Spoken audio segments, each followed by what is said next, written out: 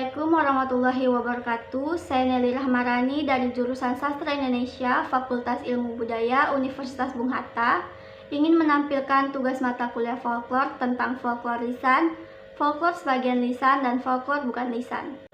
Yang pertama, folklore lisan, yaitu tradisi Malamang dan Bajamba memperingati Hari Maulid Nabi Muhammad SAW. Tradisi Malamang merupakan suatu budaya yang telah tumbuh dan berkembang di lingkungan masyarakat. Tradisi Malamang merupakan kebudayaan yang diwariskan oleh para leluhur masyarakat di Kabupaten Padang Pariaman dan masih rutin diselenggarakan oleh masyarakat. Di setiap rumah, warga membuat lamang untuk disumbangkan saat kegiatan maulid yang dipusatkan di surau-surau. Lamang akan dibawa oleh ibu-ibu ke surau atau masjid tempat warga melakukan zikir dan berdoa. Kegiatan malamang dilakukan oleh masyarakat selama 2 hari. Pada hari pertama, pagi harinya, para ibu-ibu dibantu oleh anak perempuan mereka di setiap rumah mulai memasak bahan-bahan untuk isian lamang. Membuat lamang terdapat sejumlah bahan yang harus dipersiapkan seperti bambu, daun pisang, santan kelapa, beras ketan, dan garam. Setelah meracik bumbu, bahan lamang seperti santan dan beras ketan dimasukkan ke dalam bambu yang sudah dipotong sepanjang 1/2 meter. Proses pembakaran menggunakan dengan cara unik, di mana lamang diposisikan berdiri, sementara apinya tidak boleh besar sehingga lamang bisa masak merata pada bagian dalamnya.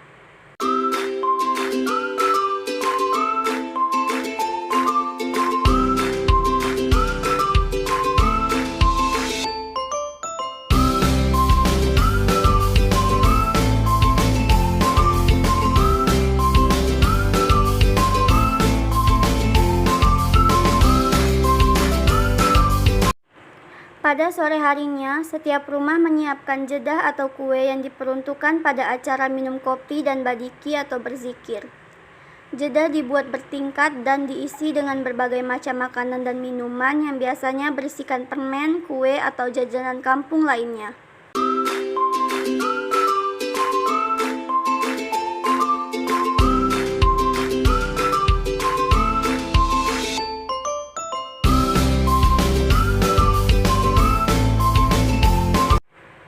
Malam harinya dimulailah acara minum kopi oleh para warga yang ada di masjid dan dilanjutkan dengan badiki yang dipimpin oleh tukang diki.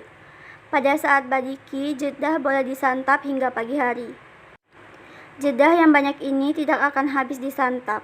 Pagi keesokan harinya, para ibu-ibu kembali ke masjid untuk menjemput kue-kue yang sebagian besar tidak dimakan untuk dibagikan. Sebagian jedah dibagikan kepada keluarga mertua, bako anak atau saudara perempuan ayah, tetangga, ataupun kepada tamu yang datang dari jauh.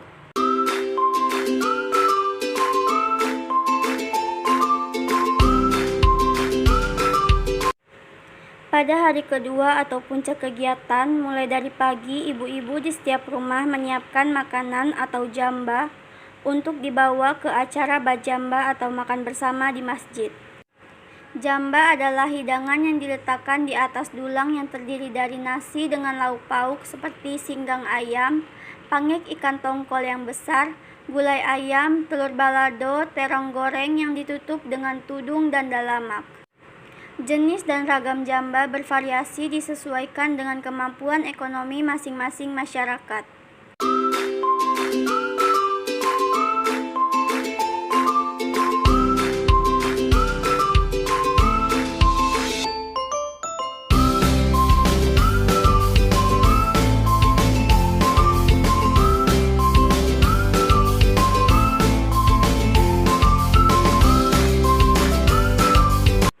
Bajamba menjadi ajang untuk saling unjuk kekayaan dengan berlomba-lomba membuat jamba yang lebih besar.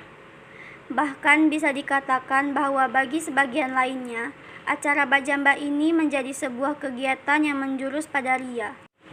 Kegiatan bajamba dilakukan dengan rangkaian kegiatan sebelumnya, yaitu badiki dan jamba didoakan oleh tuanku agar berkah dan makanan yang berlebih bisa dibawa kembali oleh masyarakat untuk keluarganya di rumah.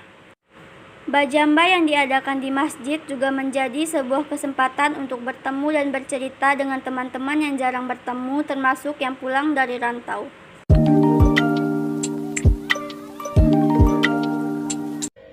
Hingga saat ini, tradisi Malamang dan Bajamba masih dilestarikan dan tetap dilakukan setiap tahunnya pada hari Maulid Nabi Muhammad SAW.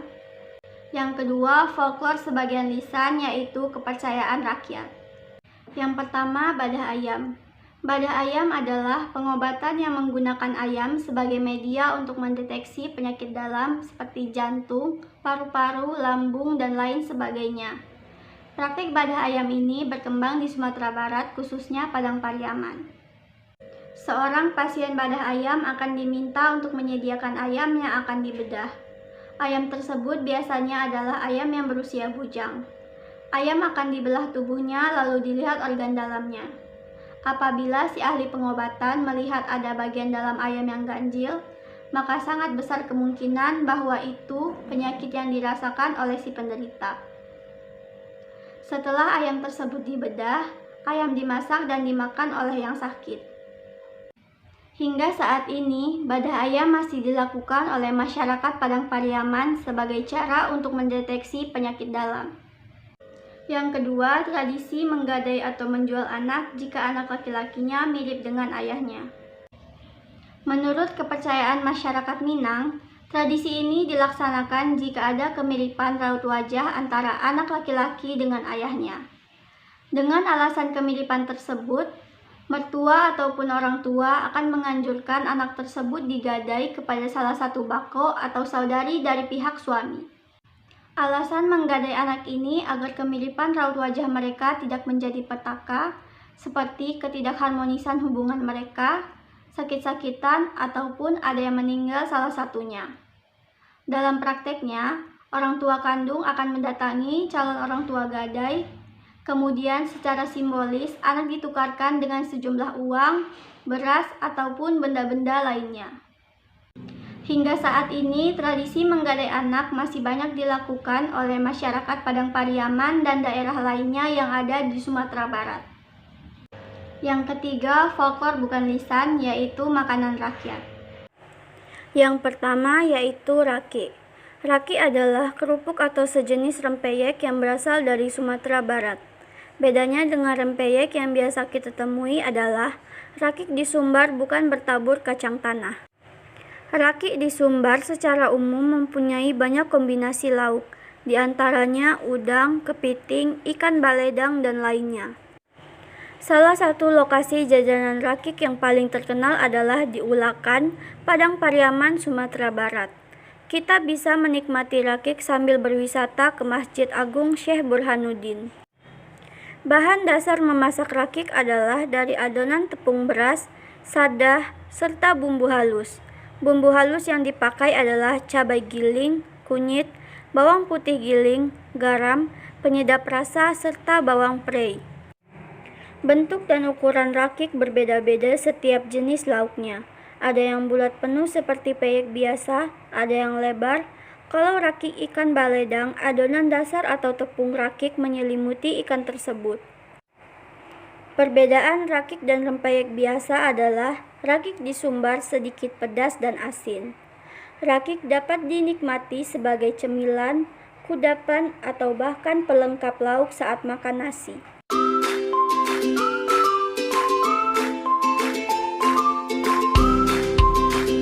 Yang kedua, salalawu. Salalawu adalah gorengan khas Pariaman, Sumatera Barat yang berbahan dasar tepung beras berwarna kuning kecoklatan karena mempunyai campuran bahan yang berasal dari kunyit. Makanan ini berbentuk bulat. Salalawu biasanya dijadikan kudapan tanpa makanan pendamping apapun, atau juga dapat dijadikan sebagai pendamping makanan seperti lontong sayur atau sate khas Pariaman. Isi dari salalawu biasanya ada ikan asin, teri, ataupun udang halus. Tekstur bagian dalamnya lembut dan tekstur bagian luarnya renyah. Rasa salalawu ini gurih bercampur pedas dari berbagai macam rempah, ikan, dan cabai. Yang ketiga, juadah. Di Padang Pariaman, Sumatera Barat, sebelum pesta perkawinan berlangsung, biasanya datang iringan pengantar juada dari anak daro atau calon pengantin wanita untuk marapulai atau calon pengantin pria. Juadah adalah serangkaian atau susunan makanan yang terdiri dari 6-7 susun. Juadah disusun di atas dulang yang terbuat dari papan dan pada pinggir diberi kayu sebagai penahan untuk kekokohan dari susunan juadah. Juadah ini merupakan hantaran khas dalam setiap acara perkawinan di Padang Pariaman. Biasanya hantaran ini disusun dalam talam-talam yang besar. Untuk membawanya pun ada yang menggunakan becak, dipikul oleh beberapa pria atau dibawa dengan kendaraan.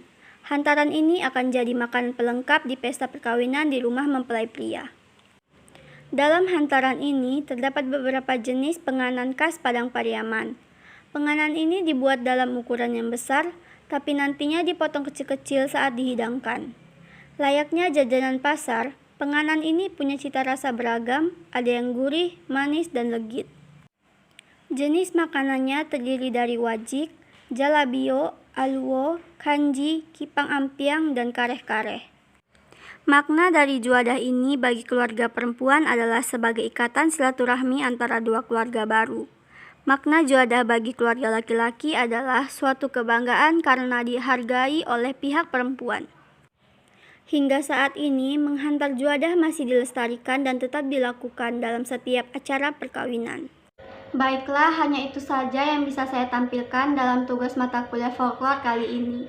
Jika ada salah kata atau perbuatan, saya mohon maaf.